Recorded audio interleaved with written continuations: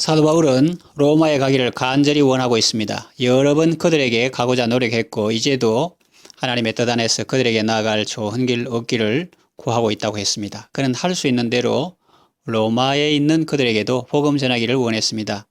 1장 10절, 13절, 15절에 그 사실이 잘 나타나 있습니다. 왜 이렇게 바울은 복음을 전하기 위해서 최선을 다하고 있을까요? 도대체 복음이 무엇이기에 그 복음을 전하기 위해서 이토록 간절히 원하고 기도하고 노력하고 있는 것일까요? 그 답은 바로 오늘 말씀 속에 잘 나타나 있습니다. 한마디로 말하면 복음은 하나님의 능력이 되기 때문입니다. 그 능력은 어떤 능력입니까? 모든 믿는 자에게 구원을 주시는 하나님의 능력입니다. 복음은 유대인이나 헬라인이나 로마인이나 영국인이나 한국인이나 일본인을 막론하고 모든 믿는 자에게 구원을 주시는 하나님의 능력입니다. 여기 능력이라는 말에 두나미스라는 단어가 쓰였습니다. 다이너마이트와 어원이 같습니다.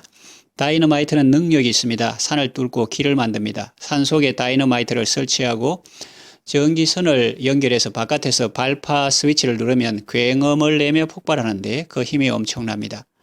복음도 이와 같은 면이 있습니다. 다이너마이트를 보고 그것이 무엇인지 모르는 사람은 그저 단순한 물건으로 보겠죠. 폭발하기 전에는 아무 일도 안 일어나는 것 같으니까요. 그처럼 복음의 능력을 모르는 사람은 복음을 무시합니다. 사도행전 17장 16절 이하를 보면 이런 내용이 나옵니다. 바울이 아테네에 있을 때 그 성에 우상이 가득한 것을 보고 마음에 격분했습니다. 그래서 회당에서는 유대인과 경건한 사람들과 또 장터에서는 날마다 만나는 사람들과 변론했습니다. 어떤 에피쿠로스와 스토아 철학자들도 바울과 논쟁했습니다. 그때 어떤 사람은 바울을 보고 말쟁이라고 했습니다. 또 어떤 사람은 이방 신들을 전하는 사람으로 생각했습니다.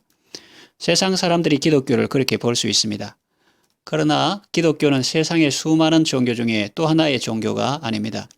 세상 사람들은 그렇게 생각하겠지만 예수님을 믿는 우리에게는 그렇지 않습니다. 기독교, 좀 더 정확하게 말해서 복음은 생명이요 능력입니다. 그래서 사도 바울은 아레오바고 가운데 서서 아테네 사람들에게 복음을 전했습니다. 우주와 그 가운데 있는 만물을 지으신 하나님께서는 천지의 주제시니 손으로 지은 전에 계시지 아니하시고 또 무엇이 부족한 것처럼 사람의 손으로 섬김을 받으시는 것이 아닙니다. 하나님은 만민에게 생명과 호흡과 만물을 친히 주시는 분이십니다. 우리가 그를 힘입어 살며 움직이며 존재하고 있습니다. 알지 못하던 시대는 하나님이 간과하셨지만 이제는 어디든지 사람에게 다 명하사 회개하라 하셨습니다. 이는 정하신 사람으로 하여금 천하를 공의로 심판할 날을 작정하시고 이에 그를 죽은 자 가운데서 다시 살리신 것으로 모든 사람에게 믿을 만한 증거를 주셨기 때문입니다. 이렇게 사도 바울은 아테네에서 생명의 주 예수님을 전했습니다. 그렇습니다, 여러분. 복음은 철학이 아닙니다. 어떤 이론이 아닙니다. 또 하나의 종교가 아닙니다. 그것은 하나님의 생명이요, 하나님의 능력입니다. 핵폭탄보다 더 큰 능력입니다. 산을 뚫고 길을 내는 정도가 아닙니다. 태산 같은 절망을 무너뜨리고 천국으로 가는 직선 도로를 만듭니다. 여러분, 복음의 능력을 보기를 원하십니까? 그렇다면 이 편지를 쓰고 있는 사도 바울을 보십시오. 그가 바로 복음의 열매입니다. 그를 통해서 우리는 복음의 능력이 얼마나 큰지 알 수 있습니다. 그는 복음을 알기 전에 율법주의자의 삶을 살았습니다. 자기 의를 의지하고 자랑하는 삶을 살았습니다. 사람들을 잡아서 가두고 죽이는 일에 앞장섰던 사람입니다. 거대한 산과 같이 완강하고 고집도 세고 자기 의로 똘똘 뭉친 사람이었습니다. 그런데 그런 사람이 어떻게 무너졌습니까? 복음 때문입니다. 복음은 한마디로 말하면 예수님입니다.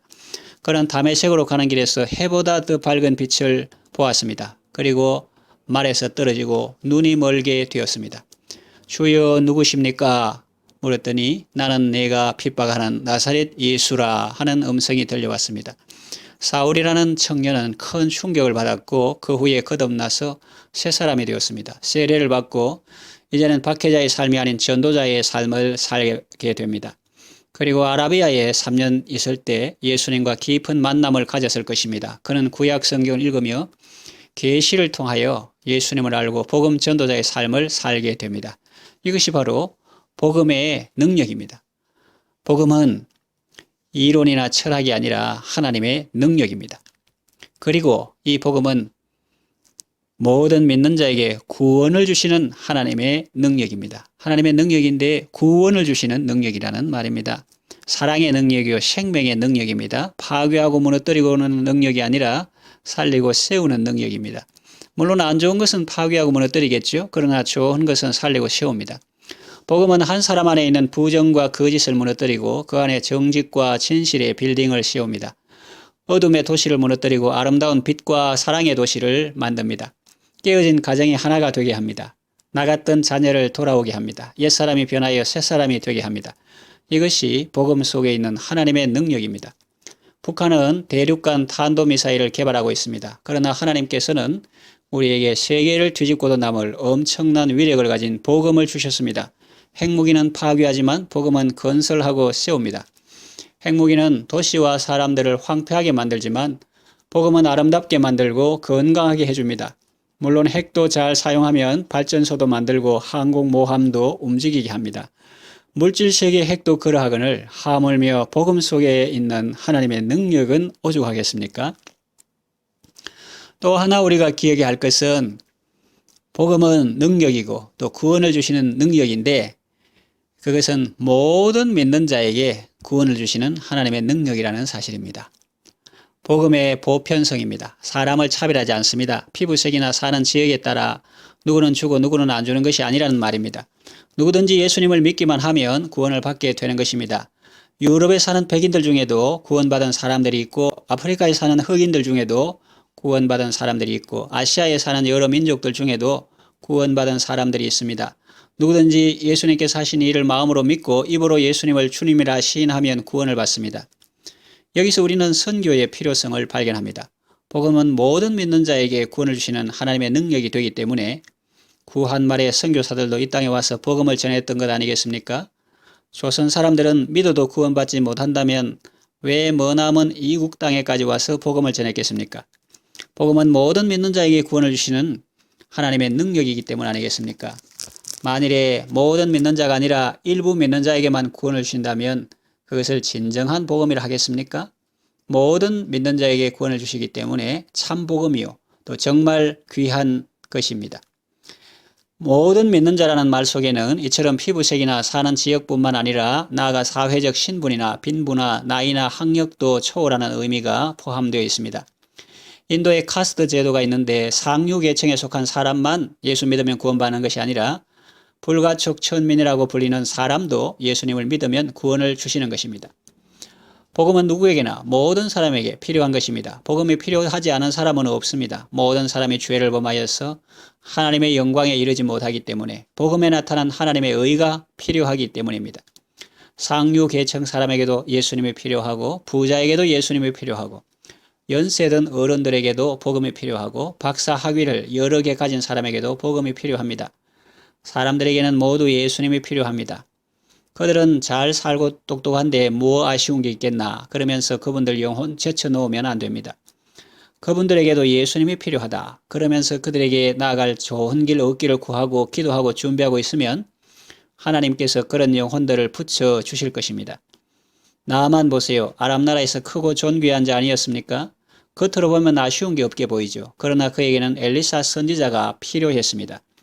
그처럼 이 시대에도 겉으로 문명의 화려함 속에 살고 있지만 속으로 썩어 문드러져가는 육신적 삶으로 괴로워하는 사람이 있을 수 있습니다. 그들의 영혼을 위하여 기도하며 필요할 때 언제라도 복음을 전할 준비가 되어 있어야 합니다. 물론 무례한 방법이 아닌 부드럽고 겸손한 방법으로 말입니다. 나아만 집에 살던 이스라엘 포로 출신 여종 보세요. 사회적 신분은 낮았지만 나아만에게 복음을 전하여 그를 살렸지 않습니까? 하나님의 방법은 사람의 생각을 초월합니다. 물론 우리는 우리 주변에 있는 우리와 비슷한 상황과 처지에 있는 사람들에게 복음을 전하는 일에도 힘써야 합니다. 그러나 거기에만 제한될 필요는 없습니다. 마음은 늘 열어두어야 합니다. 가능성은 늘 열어두어야 합니다. 빌립 집사님은 성령님의 인도하심을 따랐더니 광야에서 이디오피아 여왕의 국고를 맡은 내시에게 복음을 전하고 세례를 베풀지 않았습니까?